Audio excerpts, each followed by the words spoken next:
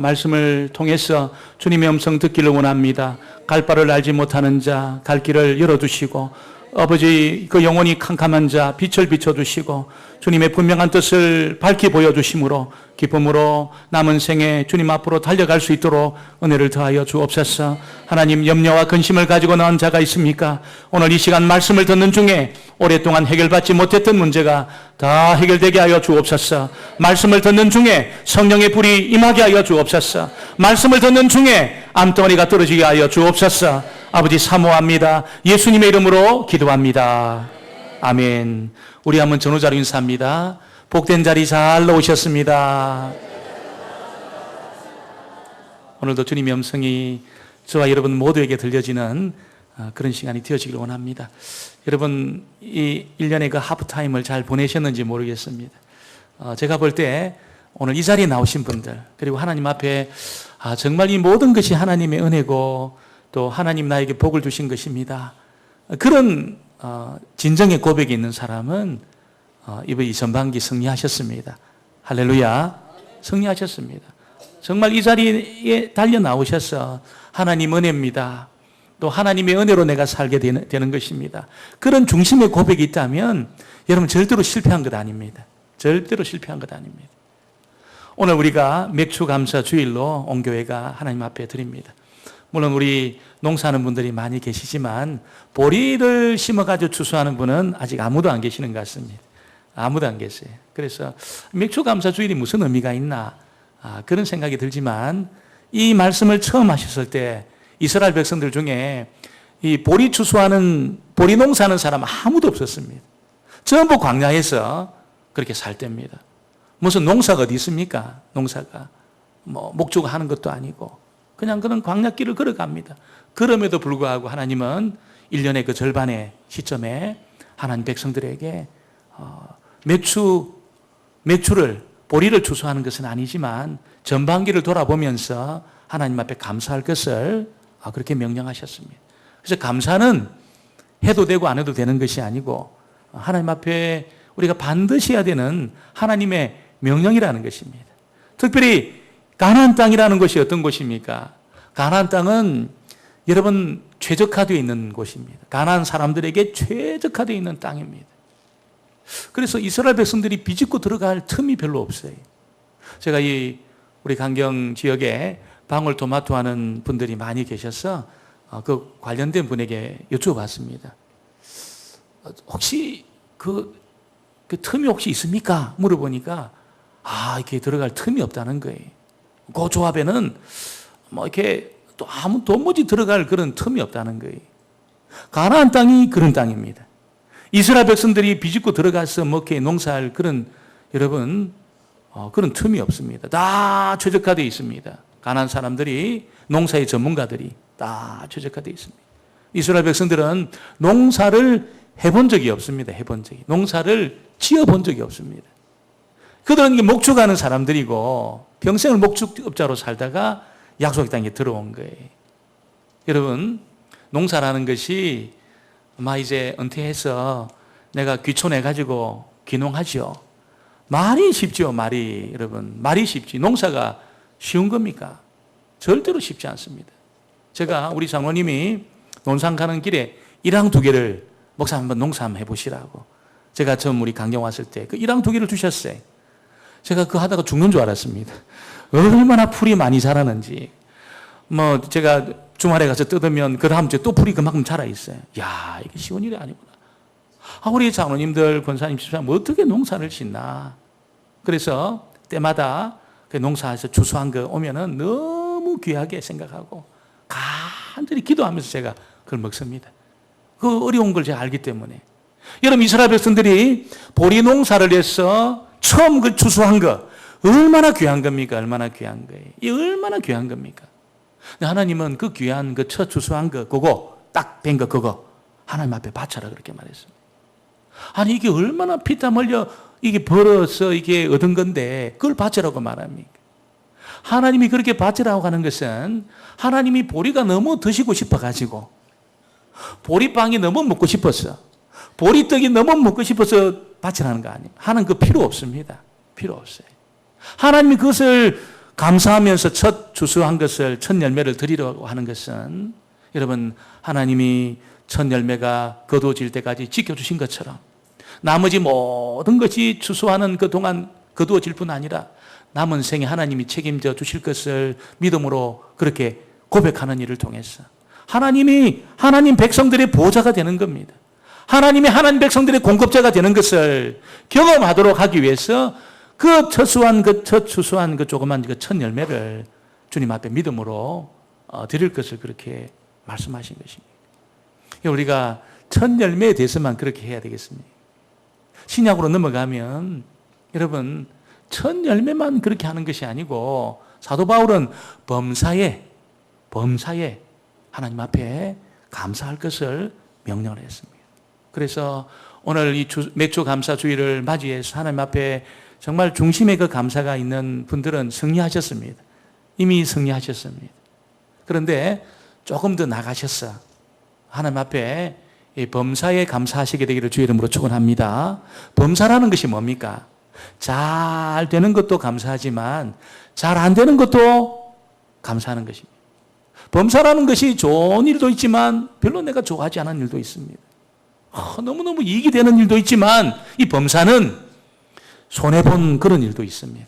근데 하나님 앞에 하나님은 여러분 이 모든 일에 대해서 범사에 대해서 하나님 앞에 감사하라고 명령을 하고 있는 것입니다. 그래서 내가 주수에서 거둔 것, 이익을 본 것만 여러분이 감사하는 것이 아니고 지난 6개월을 돌아보시면서 잘 되지 못한 것, 손해본 것, 내 뜻대로 되지 않은 것, 여러분 그런 것까지 전부 믿음으로 하나님 앞에 감사하시게 되기를 주의 이름으로 축원합니다. 그까지 감사하는 그 단계까지 나오시는 것이 이제 믿음으로 사는 거예요. 믿음의 길을 걷는 겁니다. 좋은 일만 감사한다는 것은 한 50% 온 겁니다. 한 걸음만 온 거예요. 그런데 내 범사에 대해서 하나님 내 뜻대로 되지 않고 내 계획대로 되지 않고 때로는 이 손해본 것 이것 합력해서 전부 선을 이루실 하나님을 믿고 감사한다면 그 사람을 무너뜨릴 사람이 이 세상에는 없습니다. 이 세상에 없습니다. 그래서 정말 어떤 최고의 단계의 어떤 그런 신앙이 있다면 그런 단계가 있는 것은 아니지만 최고로 높은 단계가 있다면 그 단계는 하나님 앞에 감사하는 단계입니다. 감사하는 단계. 감사하는 순간에 행복의 문을 여는 겁니다. 여러분. 행복의 문을. 여러분, 이 행복의 문은 어떤 열쇠로도 열리지 않습니다. 어떤 열쇠로도 열리지 않아요. 왜 내가 좀 행복하고 싶은데 왜 이렇게 내가 요즘 행복하지가 않고 내가 이렇게 불행한가? 왜 이렇게 기쁘지가 않는가? 여러분, 그 행복의 문이 안 열려서 그런 거예요. 안 열렸어. 행복의 문이 열리면 여러분 모든 것이 행복합니다. 행복의 문이 안 열리니까 이게 원망스럽고 여러분 만족이 없고 불평이 넘치고 막 분노가 생기고 미움이 생기고 화가 나고 그런 겁니다. 행복의 문이 안 열리니까 그런 거예요. 어떻게 행복의 문을 열 수 있습니까, 여러분? 오늘 잘 들으시기를 바랍니다. 행복의 문을 여는 열쇠는 하나밖에 없어요. 한번 따라해 보겠습니다. 감사하는 것. 하나님 앞에 감사하는 것. 다시 한번 하겠습니다. 범사에 감사하는 것. 그겁니다, 그거. 범사에 감사하는 것이 행복의 문을 딱 여는 겁니다. 문이 딱 열려요. 그러면 여러분 불만스러웠던 거 다 떠나갑니다. 떠나가요. 불행했던 거 다 떠나갑니다. 막 그냥 사람이 원망스럽고 막 떠나갑니다. 떠나가요. 왜 그렇게 감사할 때 행복의 문이 열리냐면 오늘 읽은 이 말씀에 그 비밀이 나온다는 거지. 여러분, 너희가 구할 것을 감사함으로 하나님께 아뢰는 순간에 하나님 정말 감사합니다. 나에게 부어주실 것을 인해서 내가 감사합니다. 그렇게 감사함으로 하나님께 아뢰는 순간에 모든 지각에 뛰어난 하나님의 평강이 그리스도 예수 안에서 우리의 마음과 생각을 지킨다는 겁니다. 여러분이 지킨다는 말이 무슨 말입니까? 파수꾼이 시간마다 여러분 그 성을 돌면서 촥촥촥촥 돌면서 이렇게 경비한다는 거예요. 경비. 적들이 침입하지 못하도록 파수꾼들이 경비병들이 조를 짜가지고 착착착착 한순간도 비는 시간이 없도록 이 교대를 기가 막히게 하면서 여러분이 파수꾼이 그 성을 지킨 척척척척 해서 틈이 보이지 않도록. 우리 마음이라는 곳은 어떤 곳입니까? 이 마음은 가만히 두면 원망거리가 막 생각이 나요. 섭섭한 것이 생각이 납니다. 우리 여러분 가족들, 형제들, 부모, 자녀들로부터 섭섭한 그런 것이 자꾸 생각이 납니다. 가만히 두면. 그래서 사람이 원망스럽고 부모님이 원망스럽고 내 생애가 원망스럽고 그렇게 흘러가는 것입니다. 가만히 두면 그런 거예요. 가만히 두면 여러분 이 세상에 염려와 근심이 마치 잡초가 자라듯이 막 자라납니다. 그래서 그 사람을 불행으로 몰고 갑니다. 불행으로. 자기 연민에 빠지게 되어서 막 불행으로 몰고 갑니다. 불행해요. 행복하지가 않아요. 그런데 이 마음이 하나님 앞에 감사하는데 범사에 감사하고 중심으로 주님 앞에 감사, 주의 명령 앞에 순종해서 그 감사가 터져나오는 순간에 하나님의 평강이 조를 짜가지고 여러분 경비병이 되었어. 착착착착 이렇게 여러분 빈틈이 없도록 우리 마음을 돌면서 지킨다는 겁니다. 하나님의 평강이 다 지켜주니까 세상의 염려와 근심이, 불평이, 여러분 분노가, 화나는 것이 이게 여러분 침입하지를 못한다는 거예요. 침입하지를 못한다는 거예요. 누가 이를 경험했습니까? 오늘 사도 바울이 이를 경험한 겁니다. 사도 바울이 이 주옥 같은 이 말씀, 우리에게 가장 큰 위로를 주는 이 말씀, 신구약 성경에서 아마 여러분 이 말씀만큼 위로를 주는 대목이 없어요. 이런 위대한 말씀을 언제 이렇게 기록을 했냐면은 가장 캄캄할 때, 앞이 보이지 않을 때, 내가 살지 죽을지 너무 불투명한 그런 상황에서 이 말씀을, 위대한 말씀이 기록이 된 겁니다. 여러분이 바울이 로마 감옥에 갇혔는데 이게 풀려날지 풀려나지 않을지 몰랐어요. 그때 로마는 여러분 이 황제가 궁지에 몰려 있었습니다. 그래서 여러분 이게 로마 황제에 대한 원망과 불평이 막 그렇게 일어날 때입니다. 길이 없었는, 이 돌파를 해야 되는 돌파할 길이 없었던 거예요. 그때 이 황제가 여러분 이 그리스도인들을 타겟으로 딱 잡았습니다. 왜냐하면 자기들끼리 뭐 피를 마신다 그러고 살을 뜯어 먹는다 그러고 그러니까 저 이상한 놈들이 이상한 이 단체라는 것을 부각을 시켜가지고 불을 지르는데 그 불 질러가지고 로마를 이렇게 여러분 이 큰 피해를 입히게 됩니다. 그래서 이게 그리스도인들, 예수 믿는 예수쟁이들이 불 질른 거다 이거. 자기들끼리 피를 마시고 살을 뜯어먹는 그놈들이 이 불을 질른 거다. 이렇게 몰아가면서 그리스도인들이 박해를 받는데 자그마치 300년 동안 박해를 받습니다. 그런 박해가 막 일어날 때입니다. 굉장히 분위기가 좋지 않을 때입니다. 바울이 살지 죽을지 몰라요. 결국 바울은 로마 감옥에서 죽습니다. 죽어요. 제가 바울이 죽은 그 현장에 가보니까 조그마한 요 돌이 하나 있더라고요. 조그마한 기둥처럼 생긴 돌이 있는데 그 돌에 목을 이렇게 대고 위에서 그냥 망치 같은 거로 찍어가지고 칼로 그렇게 벤 것도 아니고 그래서 바울이 죽었다는 거예요. 그 기록이 남아 있다는 겁니다. 그런 식으로 죽었다고. 그러니까 얼마나 이 불안정합니까? 바울의 앞으로 이 미래가 얼마나 불안정합니까? 그럼에도 불구하고 바울이 여러분 주옥 같은 이 말씀을 통해서 오히려 빌립보 성도들을 위로하고 있는 것입니다. 바울은 어떻게 해서 감옥에 갇혀 있었지만 그런 여러분 그 마음이 분노로 자기 연민으로 그렇게 충만해서 불행한 자리로 들어가지 않고 이런 그런 행복한 삶을 살 수 있었을까요? 바로 오늘 그 비밀을 우리에게 알려주고 있는데 감사함으로 하나님 앞에 기도하였더니 하나님의 평강이 파수꾼이 되어서 내 마음과 생각을 지켜주셨다. 내가 연민에 빠지고 여러분 자기를 가둔 사람들에 대해서 분노하고 그래서 불행한 자리에 빠질 수밖에 없었지만 하나님의 평강이 나를 지켜주셨다. 그렇게 간증하고 있는 것입니다. 여러분 사람이 미움이 한번 들기 시작하면 그 사람과 관련한 모든 것이 밉습니다. 싫습니다. 그리고 자기 감옥 속에 그 사람을 가둡니다. 미워하는 사람을 딱 가둬둬요. 그래서 징역을 한 10년 정도 딱 때립니다. 10년 동안 계속 미워합니다. 어떤 경우에 피해를 입힌 경우에는 한 30년 정도 언도를 합니다. 30년 감옥에 제 마음이 가면 딱 가둡니다. 어떤 경우에는 여러분 무기징역 때 무기징역 절대로 그 사람하고는 안 되는 거예요. 무기징역 때려놓습니다. 여러분 그러면 어떻게 됩니까? 감옥에 가둬놓은 그 사람, 여러분 이 감옥을 만들어 놓고 그렇게 평생을 미워하며 사는 그 사람이 죽습니다. 죽어요. 불행해서 그 사람이 죽어요. 미움 때문에 그 사람이 죽습니다. 분노를 막 틀어놓으면 어떨까요? 분노를 여러분 이렇게 받은 그 사람이 죽습니다. 마음이 죽어요. 그러니까 이 마음의 감옥을 만들기 시작한 그때부터 지옥이 경험되는 거예요. 지옥이. 인생의 지옥이 시작되는 겁니다. 바울은 얼마든지 마음의 감옥에 사람들을 가둬놓을 수 있었어요. 왜냐하면 자기는 이렇게 정말 결혼도 안 하고 정말 목숨 내어놓고 이렇게 전도하고 이렇게 하는데 감옥에 갇혔어요.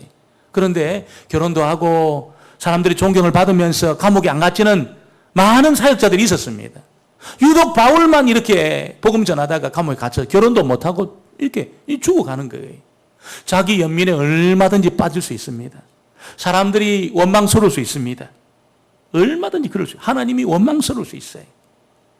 근데 바울이 자기 연민에 안 빠졌어요.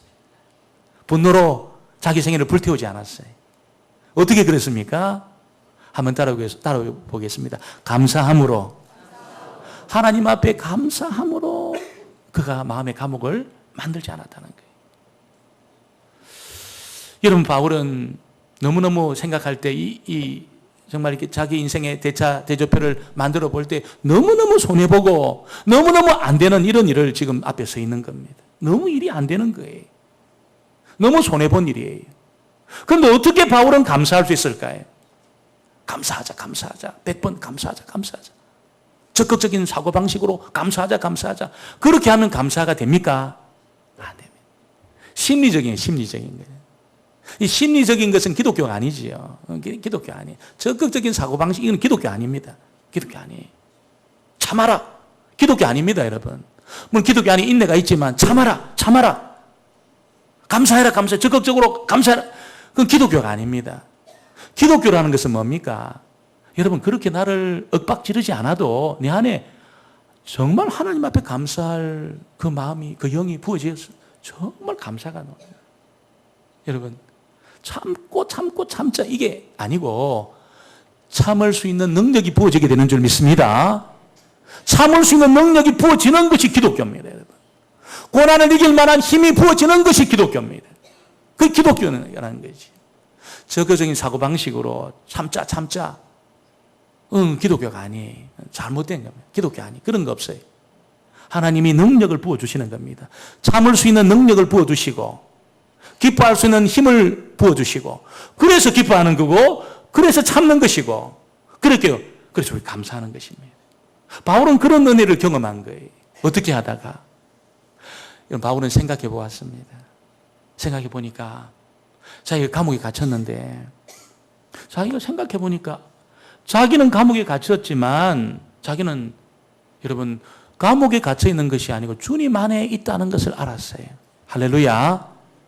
감옥에 갇혔다고 생각했다면 그런 원망하고 불평했을 겁니다. 그런데 바울은 여러분 물론 내가 갇혀 있다는 것을 표현하고 있지만 서신서 곳곳에서 그리스도 안에 있는 나, 그리스도 안에서 in Christ, and Christ 이걸 얼마나 많이 쓰는지 몰라요. 요절처럼 자기는 감옥에 있는 것이 아니고 주님 안에 있다는 거, 주님 안에. 조금만 생각해 보니까 내가 주님 안에 있구나. 이게 깨달아진 거예요. 여러분 주님 안에 있는 사람은 뭘 느낍니까?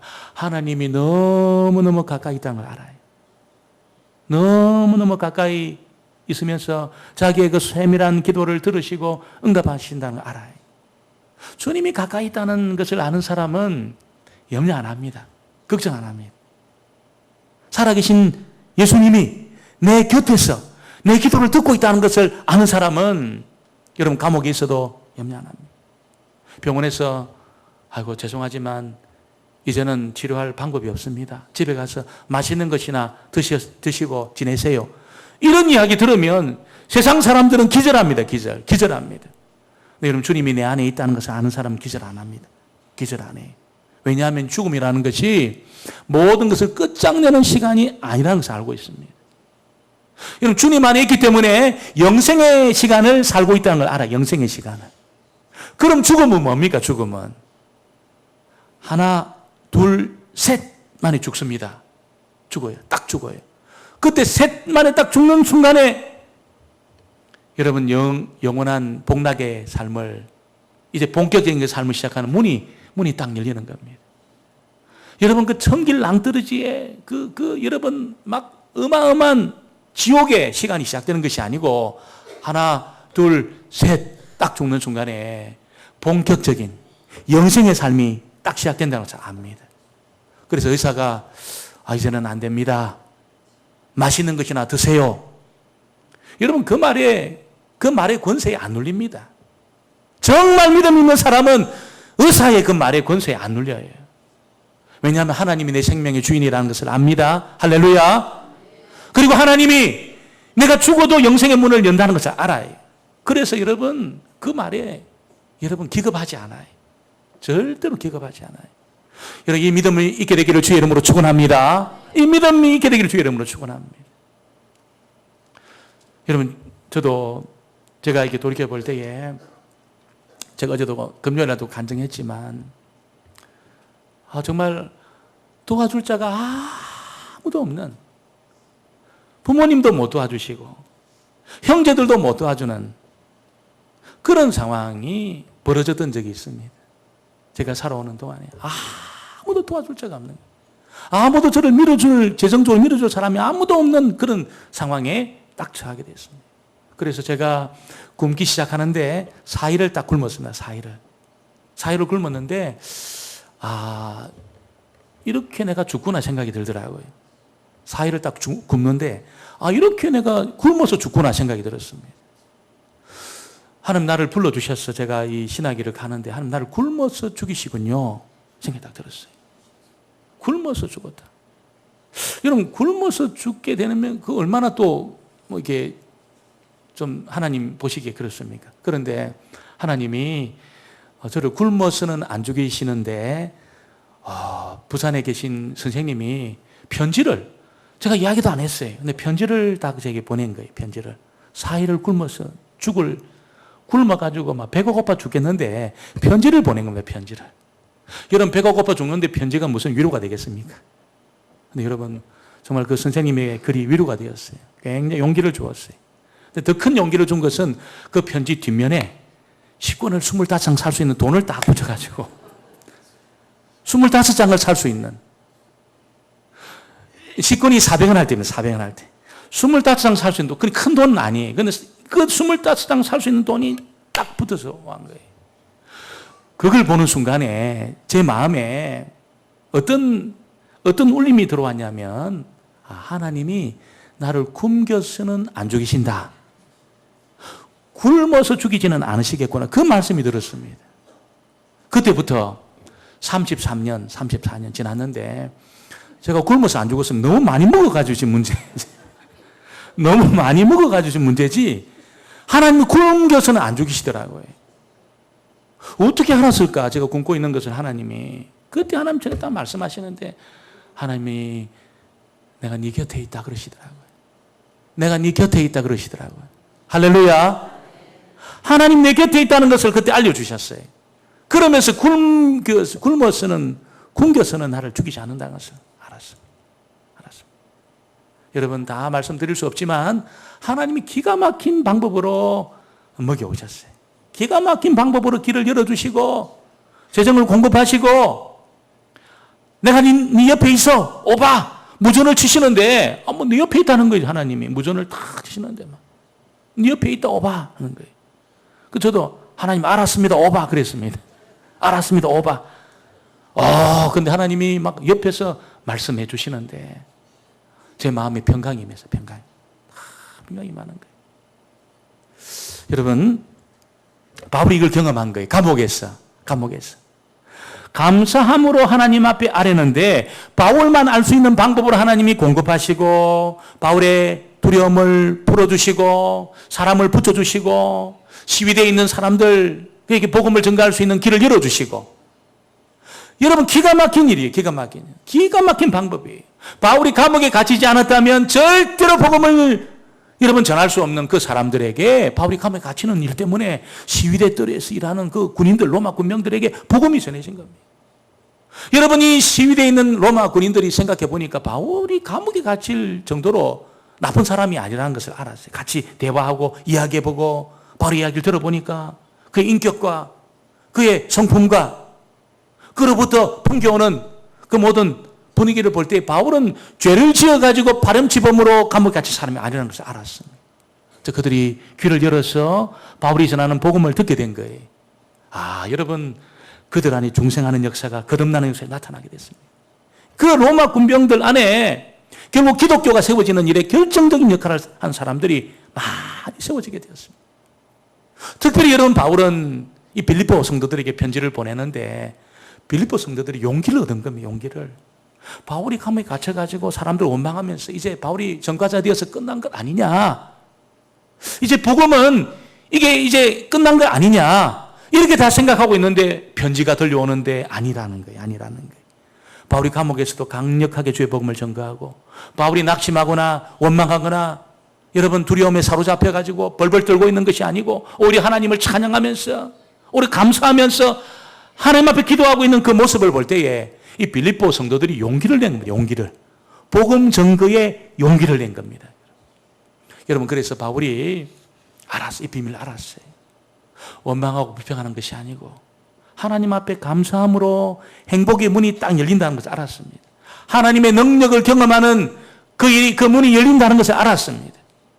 여러분, 오늘 이게 맥주 감사 주일이기 때문에 감사하는 것을 그치지 마시고, 여러분 중심으로 여러분의 그 범사에 안 되는 일까지도, 오늘 바울처럼 정말 그 고난의 순간까지도 하나님 앞에 중심으로 감사함으로, 하나님의 주신 은총을 잊지 말고 감사함으로 저와 여러분의 삶에 하나님의 개입을 체험하시고, 하나님의 기적을 체험하시고, 하나님의 공급을 체험하시고, 하나님의 치료와 회복을 체험하시게 되기를 주의 이름으로 축원합니다. 기도하겠습니다. 하나님 아버지, 이 맥주 감사 주일을 맞이하시사 저희들 중심으로 하나님 앞에 감사하다가 하나님의 평강이 우리의 마음의 생각과 우리의 마음을 지키는 이 놀라운 은혜를 경험할 수 있기를 원합니다. 하나님 앞에 중심으로 감사하다가 하나님의 공급을 체험하고, 하나님 우리 곁에 있다는 것을 깨닫고, 또 하나님 치료와 회복을 체험하는 모든 주의 백성들 되어서 이 하반기는 더욱더 하나님 앞에 감사하는